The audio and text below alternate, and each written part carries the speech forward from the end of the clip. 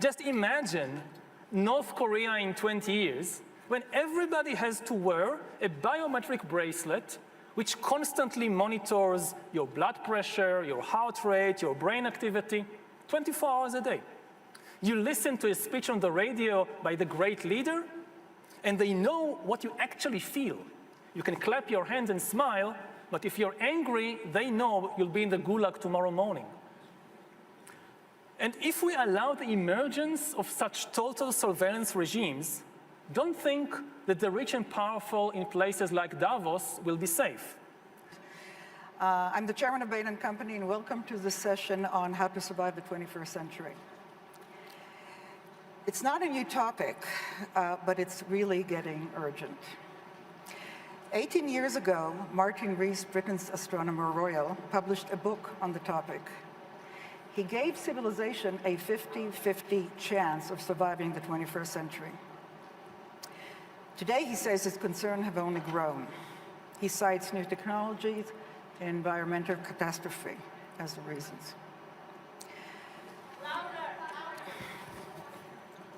Well, don't yell at me, yell at the technician. Can you hear me now? Okay. Should I repeat what I said? Sorry, guys.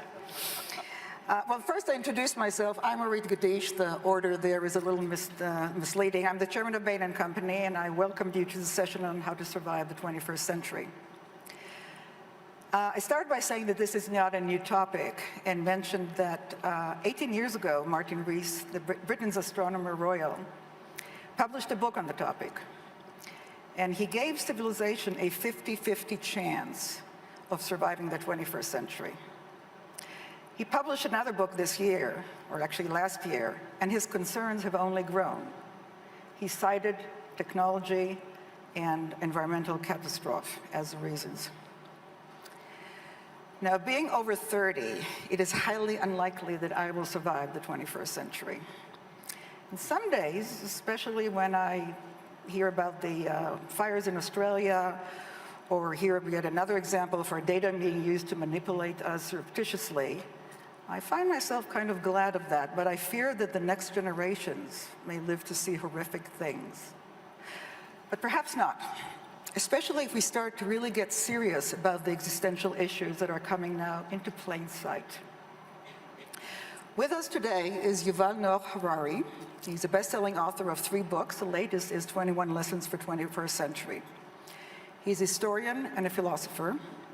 He has thought long and hard about 3 existential challenges: nuclear war, ecological collapse, and technological disruption.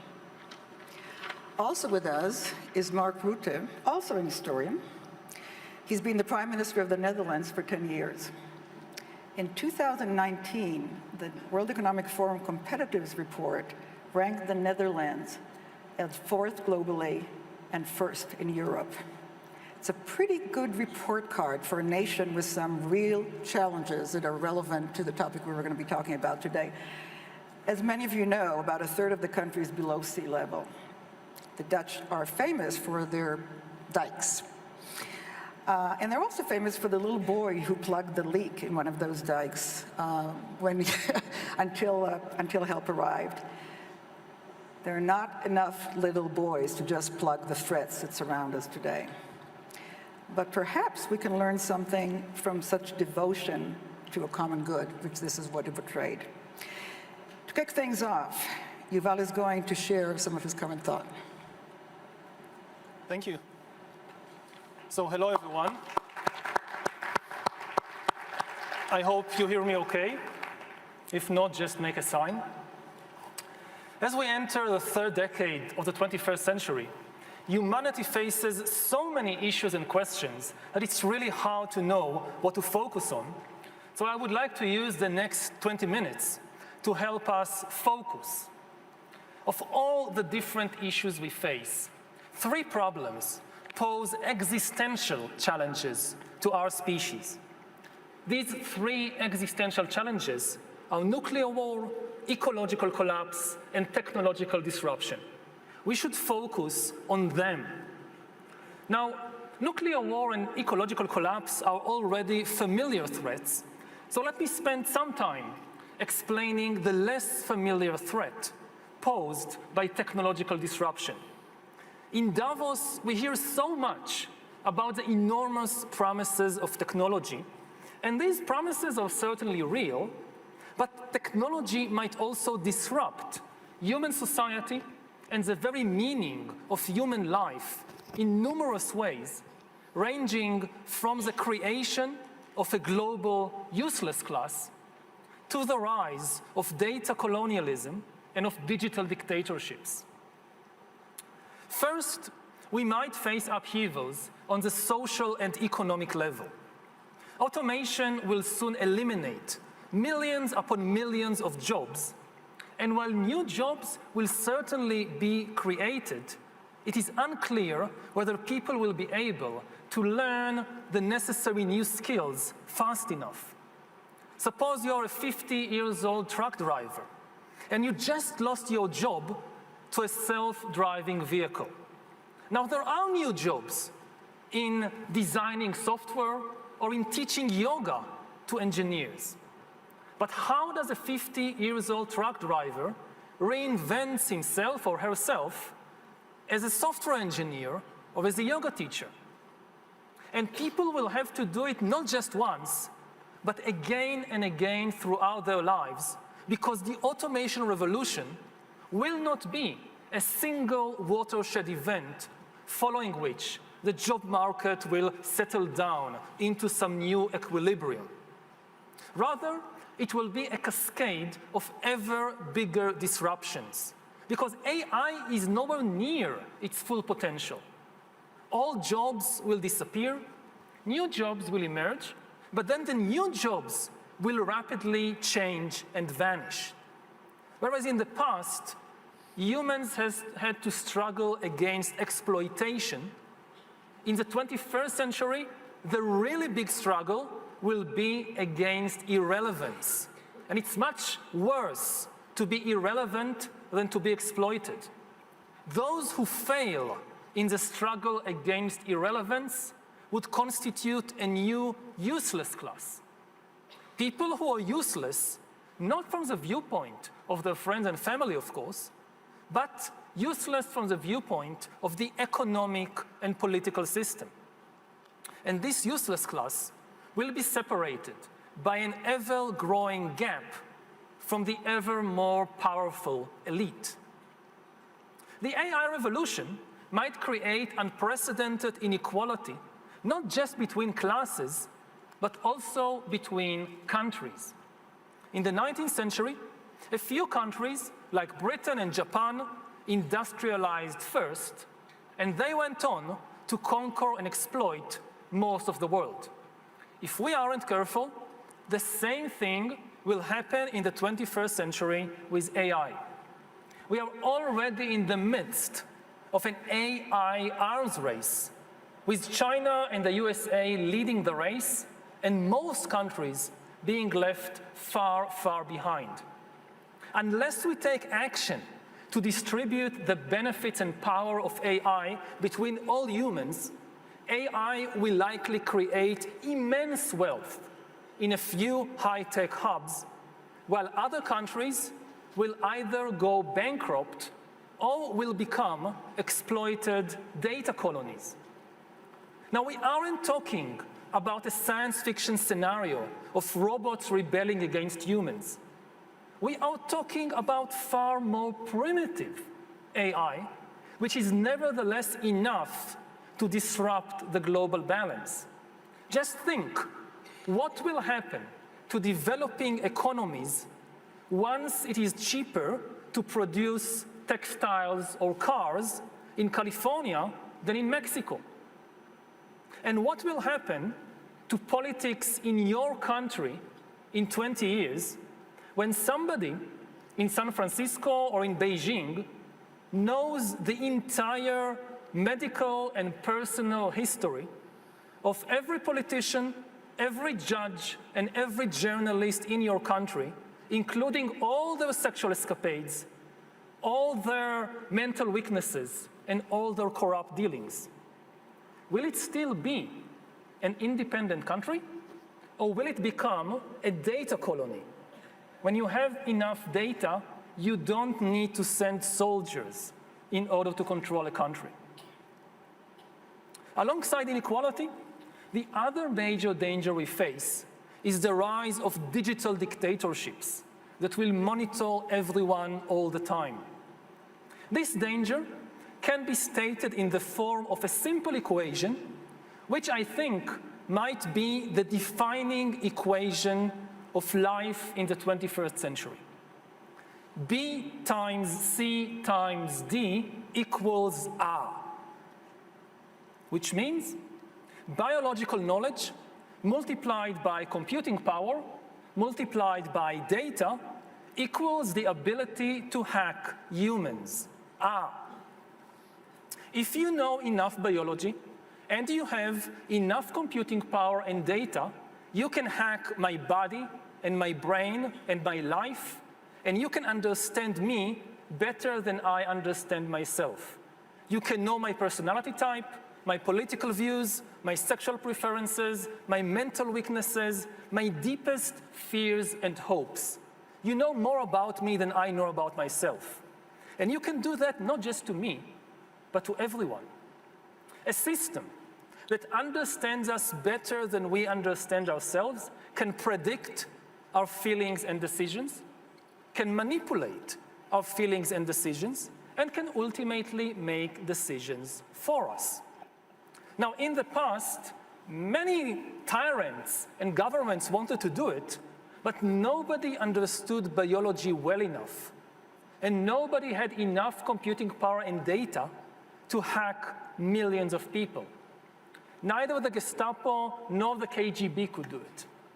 But soon, at least some corporations and governments will be able to systematically hack all the people. We humans should get used to the idea that we are no longer mysterious souls.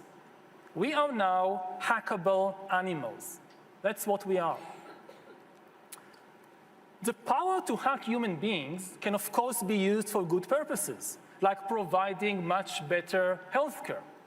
But if this power falls into the hands of a 21st century Stalin, the result will be the worst totalitarian regime in human history, and we already have a number of applicants for the job of 21st century Stalin. Just imagine North Korea in 20 years, when everybody has to wear a biometric bracelet which constantly monitors your blood pressure, your heart rate, your brain activity, 24 hours a day. You listen to a speech on the radio by the great leader, and they know what you actually feel. You can clap your hands and smile, but if you're angry, they know you'll be in the gulag tomorrow morning. And if we allow the emergence of such total surveillance regimes, don't think that the rich and powerful in places like Davos will be safe. Just ask Jeff Bezos. In Stalin's USSR, the state monitored members of the communist elite more than anyone else. The same will be true of future total surveillance regimes. The higher you are in the hierarchy, the more closely you will be watched. Do you want your CEO or your president to know what you really think about them? So it's in the interest of all humans, including the elites, to prevent the rise of such digital dictatorships. And in the meantime, if you get a suspicious WhatsApp message from some prince, don't open it. Now, even if we indeed prevent the establishment of digital dictatorships, the ability to hack humans might still undermine the very meaning of human freedom. Because as humans will rely on AI to make more and more decisions for us, authority will shift from humans to algorithms. And this is already happening. Already today, billions of people trust the Facebook algorithm to tell us what is new. The Google algorithm tells us what is true. Netflix tells us what to watch.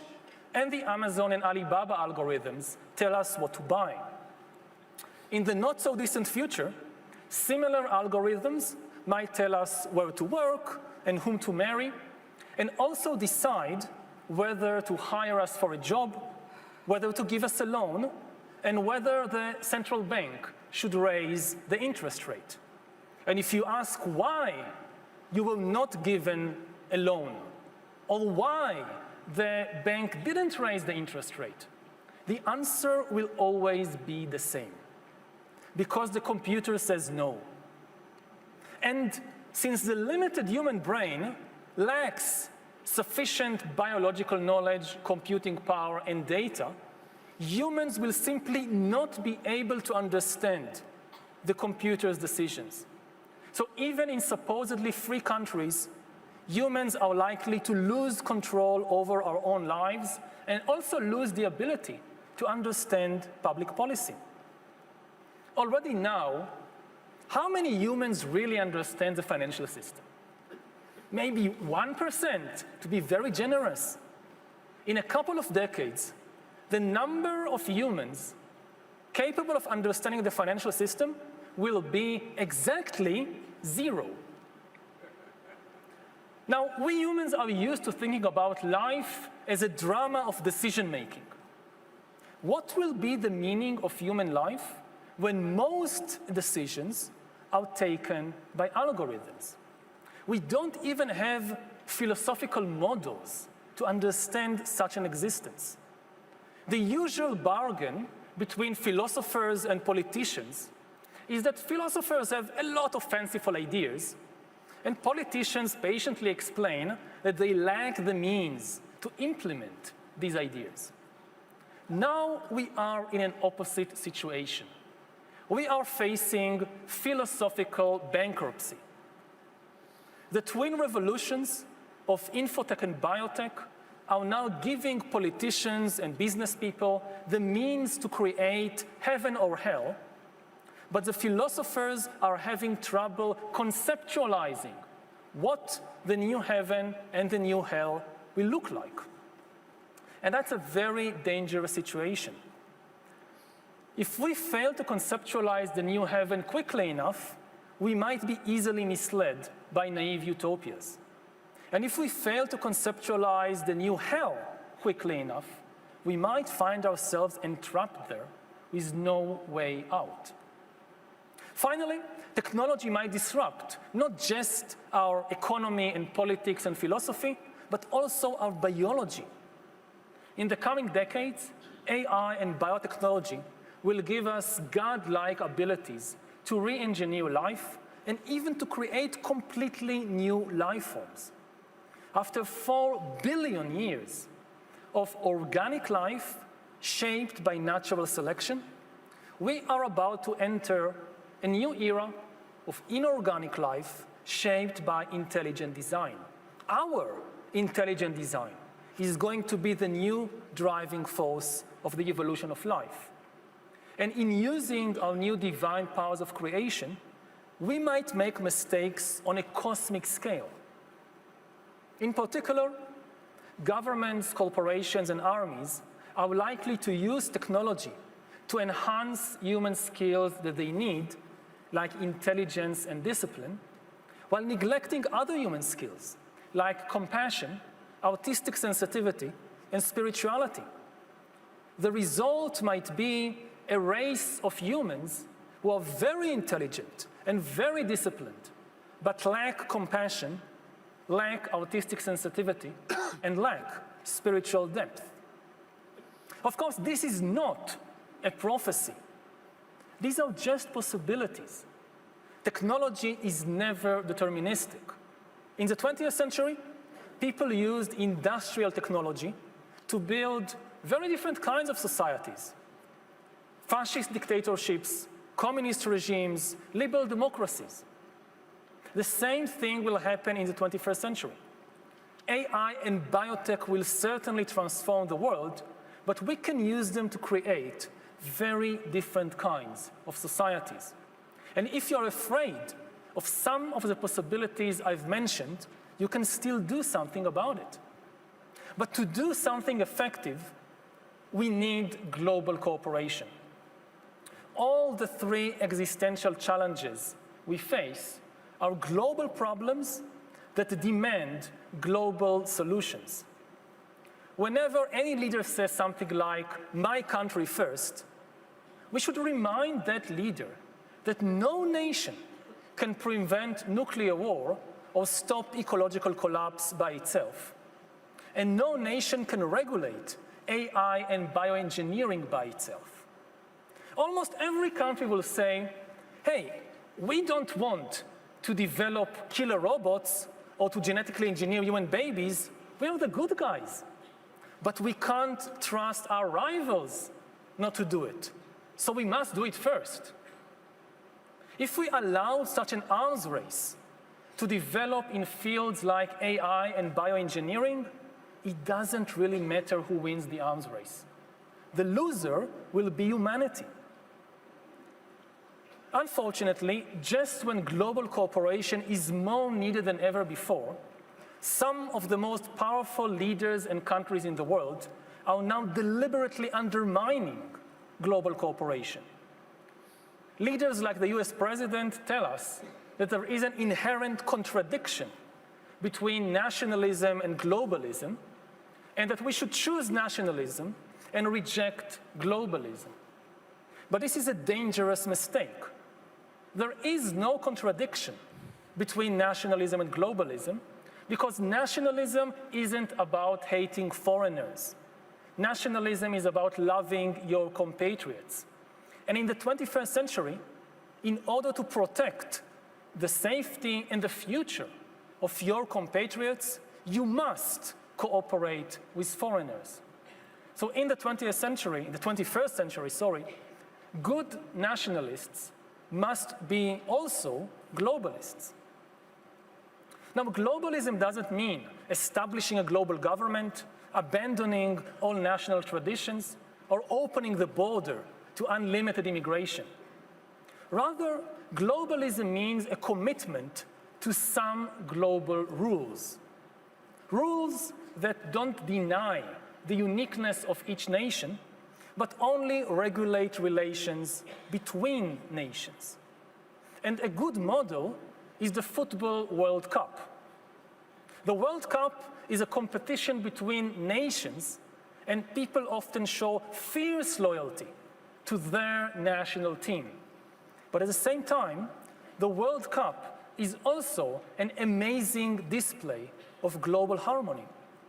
France can't play football against Croatia unless the French and Croatians agree on the same rules for the game. And that's globalism in action. If you like the World Cup, you're already a globalist. Now, hopefully, nations could agree on global rules, not just for football, but also for how to prevent ecological collapse, how to regulate dangerous technologies, and how to reduce global inequality. How to make sure, for example, that AI benefits Mexican textile workers and not only American software engineers. Now, of course, this is going to be much more difficult than football, but not impossible. Because the impossible, well, we have already accomplished the impossible. We have already escaped the violent jungle in which we humans have lived throughout history. For thousands of years, humans lived under the law of the jungle in a condition of omnipresent war. The law of the jungle said that for every 2 nearby countries, there is a plausible scenario that they will go to war against each other next year. Under this law, peace meant only the temporary absence of war. When there was peace between, say, Athens and Sparta, or France and Germany, it meant that now they are not at war, but next year they might be. And for thousands of years, people had assumed that it was impossible to escape this law. But in the last few decades, humanity has managed to do the impossible, to break the law, and to escape the jungle. We have built the rule-based, liberal global order that, despite many imperfections, has nevertheless created the most prosperous and most peaceful era in human history. The very meaning of the word peace has changed.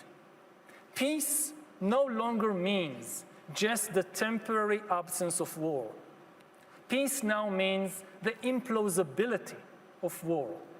There are many countries in the world which you simply cannot imagine going to war against each other next year, like France and Germany. There are still wars in some parts of the world. I come from the Middle East, so believe me, I know this perfectly well. But it shouldn't blind us to the overall global picture. We are now living in a world in which war kills fewer people than suicide, and gunpowder is far less dangerous to your life than sugar.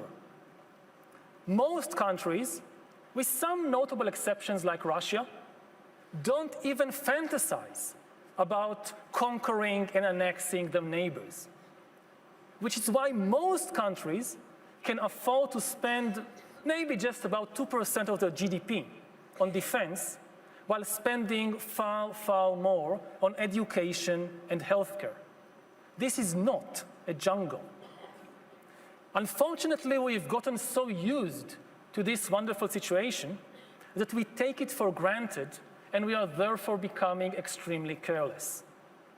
Instead of doing everything we can to strengthen the fragile global order, countries neglect it and even deliberately undermine it. The global order is now like a house that everybody inhabits and nobody repairs.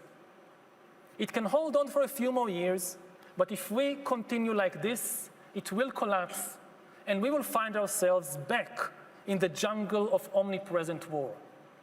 We've forgotten what it's like, but believe me as a historian, you don't want to go back there.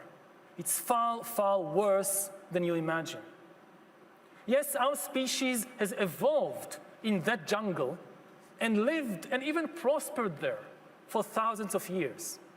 But if we return there now, with the powerful new technologies of the 21st century, our species will probably annihilate itself. Of course, even if we disappear, it will not be the end of the world. Something will survive us. Perhaps the rats will eventually take over and rebuild civilization. Perhaps then the rats will learn from our mistakes.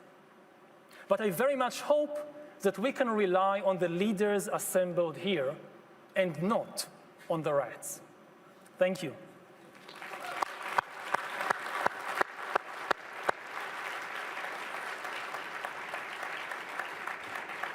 Very good. Thank you, Yuval. That was very thought-provoking and challenging introduction, and pretty frightening. Let's hope the rats don't get the upper hand. And with that in mind, let me turn to you, Prime Minister. You're head of a government responsible for the well-being of millions of people.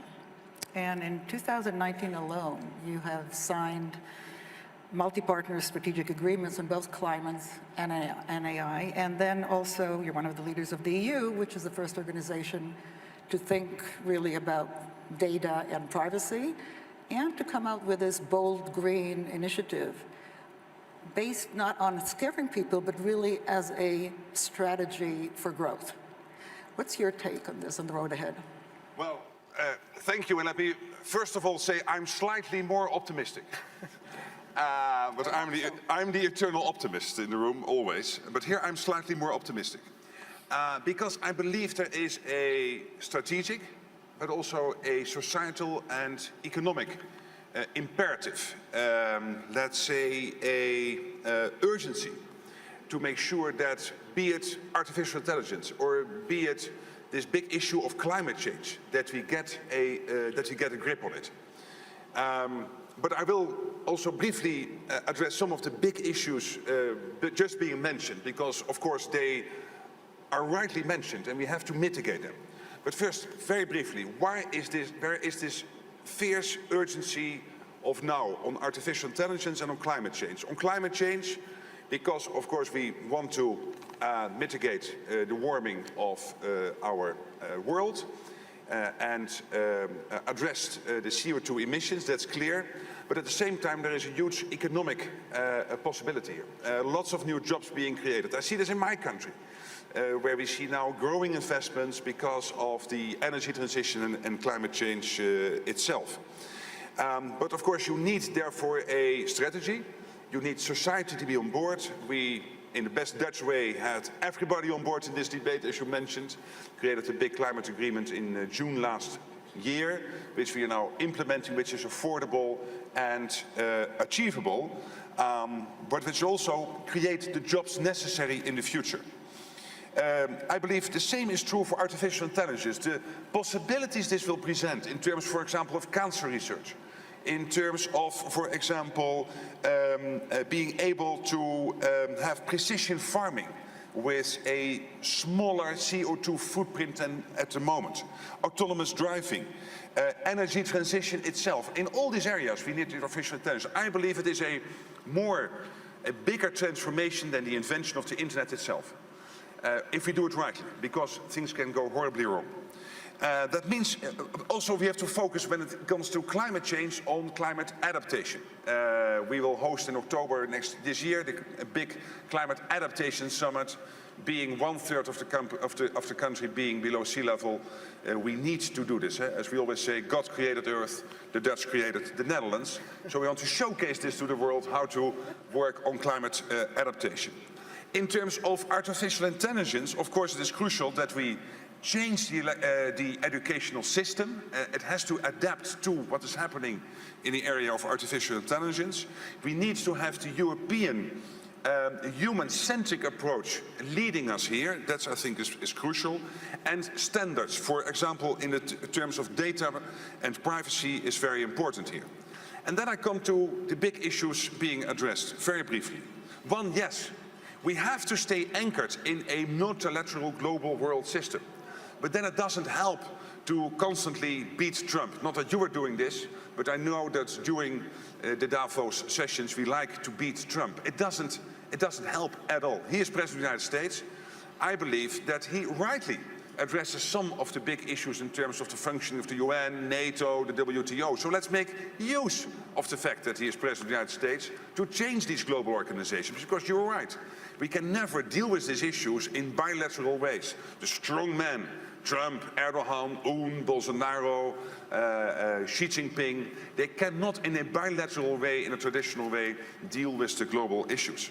Secondly, I want to ask attention to the role of the free press. There is a risk that with Facebook and all the other big companies who are drawing all the advertising money into the internet now, that it is running against the traditional newspapers and the traditional news outlets. But we need journalism to be able, for example, we have all seen this small clip with Obama saying very strange stuff, which was a created clip. But when you see it, it seems like it is really Barack Obama.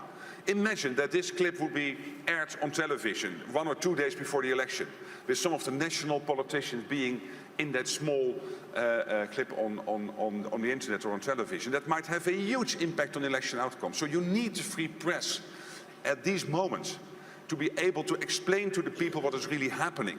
But that costs money. So one of the pleas I have with big business here in Davos, don't put all your money in the internet advertising. Make sure that our newspapers, our news outlets, also our TV stations, also in the future will be able to pay sensible and real salaries to our journalists to be able to do this. I believe it is crucial. And finally, I think what will help here, of course, is when you have an established democracy. Because in an established democracy with multi-party systems, that in itself will create a tradition in your society of debating all the various issues and views, etc. And that is to the core of what we as human beings are. We like to debate. And you come from Israel. Israel is one big debating society. And most of our established democracies are, thrive on debate, thrive on opposing views. But that is also educating young people to be able to distinguish between the crazy stuff and the real stuff, to be able to come to their own conclusions on big societal issues.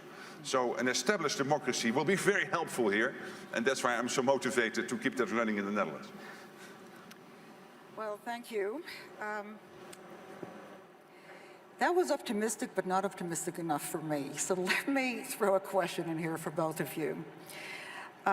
Completely support free press. I agree that innovation has done a lot for healthcare and a lot of other things, and democracy. But technology is still marching on. And you know, I was reminded when Yuval was talking of, I mentioned it to Yuval before, of two books that were written in the first half of the 20th century that kind of predicted humanity's future. One was George Orwell's 1984, where the population was controlled by this fearsome dictatorship.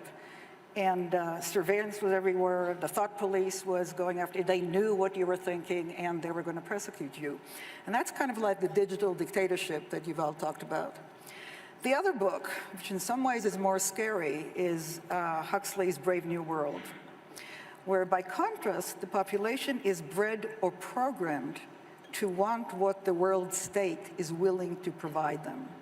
So they buy what the algorithm tells them that they should want. They do what the algorithm tells them they should be happy doing. In a way, it's this naive utopia that you talked about. Neither author, by the way, mentioned algorithms because the word as it exists now in the current use didn't exist. But unlike the book's protagonist, we do know that we're being manipulated. You mentioned that when you said why we need free press. Yuval mentioned that when he talked about where we are with algorithms. And the question is really whether we're going to let this continue. So should we, for example, demand that all algorithms that make or influence decisions are a matter of public record, or at least subject to some regulator who actually can unmask at least, or understand how they're working and explain it to some people? Who is controlling the regulator? Well, you tell me. Yeah, You're the politician. Well, but you tell me. We have to go there. Maybe, just briefly, I believe that in the end you want the people in your country to be the regulators, collectively. Take 1984. Well, we have our global regulator that then lets countries decide how to do that. In terms of regulating artificial intelligence to make sure that privacy is protected, that data is protected. Yes, I agree, you need regulation there, and at the moment that is going on to make sure that, for example, European Union is the biggest data mine in the whole world. And everybody would like to mine that data. So it is crucial that you have regulation in place. But at the end, the strongest regulation is independent thinking people and all classes of society. And that is at the core of our societal system. And I mean, to a certain extent, this issue of you being manipulated to buy certain stuff is not new. We know that even in the 19th century in magazines you would find advertising geared to your particular preferences. That is not too different from what is happening nowadays in algorithms on the internet. Of course, it was old-fashioned, but trying to somehow be able to channel your message to a particular audience is not different from what happened in the traditional media in the 19th and 20th century, advertising, whatever.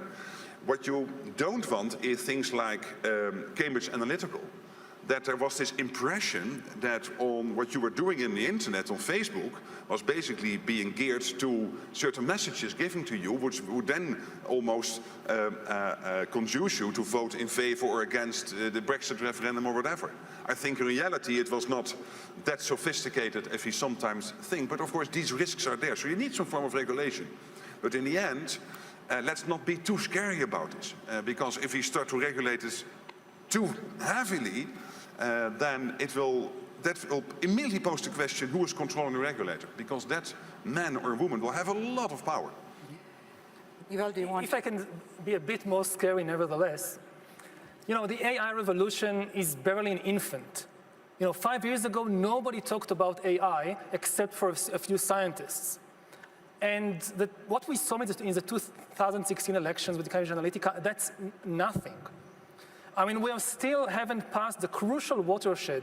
The real watershed is the union of AI with biometrics. At present still, the vast majority of data being mined and people being hacked, it's not based on by biological knowledge, on by biological data. It's based on where I click, where I go, what I buy, and things like that. It's still outside the body. The real line in the sand is when biometric sensors become ubiquitous, and it's happening, and the data starts coming from within the body. And they can access your heart, your brain, not just your credit card. And again, AI it's nowhere near its full capacity. It's going to get much, much more sophisticated. So it's going to also to be much more difficult to regulate it, especially because even if, like the European Union, you have a law saying that if an algorithm makes a decision about me, like not hiring me for a job, I have the right to know why, which is very crucial. But to me, it seems completely ineffectual because the way algorithms make decisions about us is based on enormous amounts of data points. When a human decides not to hire me for a job, it's usually based on 2 or 3 salient data points, and I can understand why. Hey, you're gay, you're Jewish, we don't want you. Hey, that's discrimination, you can't do that, that's easy.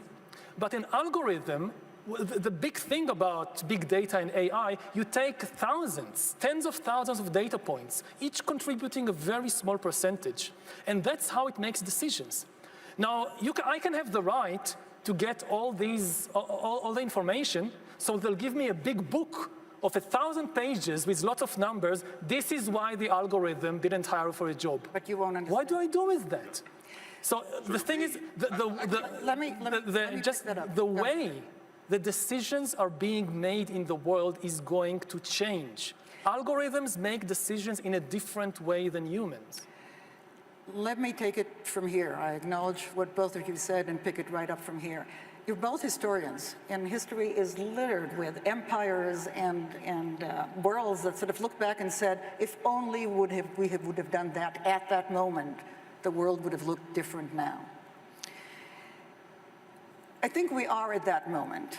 I don't think, we talk about the things we want, we talk about multilateralism, but there are countries who tell us that they don't actually want to cooperate on the standards of the world.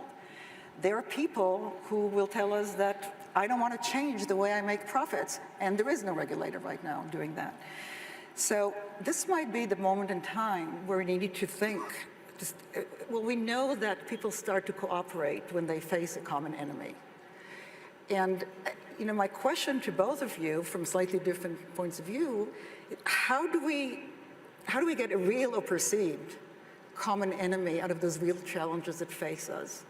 And Yuval, you talk a lot about the fictions that unite people and religions and nations. Mm-hmm. You've traveled the world. Let me ask you first, and then you, Prime Minister. So, with nuclear war and ecological collapse, it's relatively easy because it's obvious it's a threat to everybody. Nobody's going to win a nuclear war. But with technological disruption, it's much more difficult because there are some people, corporations, and governments think, and with some good reason, that they can win an AI arms race. And they can control the world economy or the world political system with that. So it's much more difficult to convince them that everybody is on the same side. And the really central issue is inequality. I'm not so worried about a country like the Netherlands. I think you'll be okay. I'm much more worried about countries like Venezuela, about Brazil, about India, about Indonesia. Where will they be in 30, 50 years? I mentioned the analogy with the Industrial Revolution of the 19th century. When a few countries dominated and exploited everybody else, it could be much, much worse in the 21st century if you have just a few countries that dominate the new divine powers of AI and biotechnology. And even if you think about the Netherlands and Europe, Europe is hardly in the race. At present, at least with AI, it's really China versus the US. And neither is a very good option as far as we can tell. I mean, the US, at least until a few years ago, at least said that it wants to be the leader of the world and to work for the benefit of everybody. Now it resigned its role of leader of the world, and it openly says, we don't care about anybody except ourselves. And that's not a leader. You don't follow a leader whose motto is, me first. So I think there is an opportunity here. I think the opportunity is a wake-up call, especially for Europe, that you can't rely on the US anymore, and you should be maybe a third independent way. But as things look in 2020 from the big 20 tech companies in the world, I don't think that any is European. Let me actually give a word for Europe, so I'll share the burden from a business point of view, which I've been asked to do as well. A very important part in what's going to be going on is the way actually decisions are being made about technology, where it's bought, and how it gets used. And while the US and China have the big platforms that people talk about, the technology companies, Europe actually is quite unique relative to the United States. It has 5G, people who can still actually make 5G working. Now, in America, there isn't a single company that can do it today. And the reason for that is because when mobile started, the United States went a different direction, Europe agreed on a single format, and they went down the experience curve, both cost-wise and quality-wise. All the United States companies were sold to Europeans or disappeared. Europeans are consolidated now. There's now China, Korea, and Europe. That is an opportunity for Europe, in my mind, to actually take a step in technology, make a huge difference, because when you think about the future, those who control 5G or make 5G will actually control all the infrastructure on which the technology that we're talking about is going to be. Well, I'm not as negative about America as some of you in this room, because I still believe America is the leader of the free world, and I cannot envisage any big global issue being solved without the involvement of the USA. Despite who is president, not important. At the end, that is still the case. But at the same time, the European Union is 1.5 times bigger in its overall size of economy than the US, and 3 or 4 times bigger than China. So the question, when they are fighting each other, the US and China, it's not about first place, it's about second place. So let's not forget it. And you're right, the European Union has many, and the European countries have many other advantages. And I'd also agree that when talking about AI, and particularly when you see what will happen, as you put very clearly in your presentation, and the risks being involved, you need that regulation, including transparency, and how to have worldwide standards about transparency, that at least you understand that because of the color of your skin or whatever, you have been rejected for that job, and that you don't have to go through hundreds of pages of digital data. So you need that clearly decipherable worldwide standards on transparency. That's crucial. And we need the involvement of companies to help us to create that. At the end, it is the political system which has to take the decision, but you need the technological input. But I'm very optimistic about European countries being able to do this. In the Netherlands, we have this AI strategy. We're working with all the big tech companies worldwide to build AI clusters in the Netherlands, because we know that if we want to stay the 4th most competitive economy in the world and #1 in Europe, this is crucial, because this is transformational. So yes, we have to acknowledge the risks and the downsides of these new technologies. But at the same time, for our societies to come along, let's also acknowledge the enormous amount of good this can create in terms of our health, cancer research, the many things I mentioned earlier. Because I'm extremely optimistic about what that can do if you're not naive. I agree with you on that point. And that includes working on global standards. That includes maintaining the liberal international world order. But then including making changes to the big global organizations who at this moment are in many cases not functioning as they should. Well, we have less than 1 minute, and I'm supposed to summarize this. So let me actually I think we have participated and seen a discussion between a philosopher and a political leader trying to conceptualize a little further what the 21st century might look like. There was a little bit of pessimism, a little bit of optimism. I think a lot of realism as one starts to think about where to take that next, and it's important to talk about those things and to realize them. So please join me in thanking both speakers for today's excellent. And our moderators.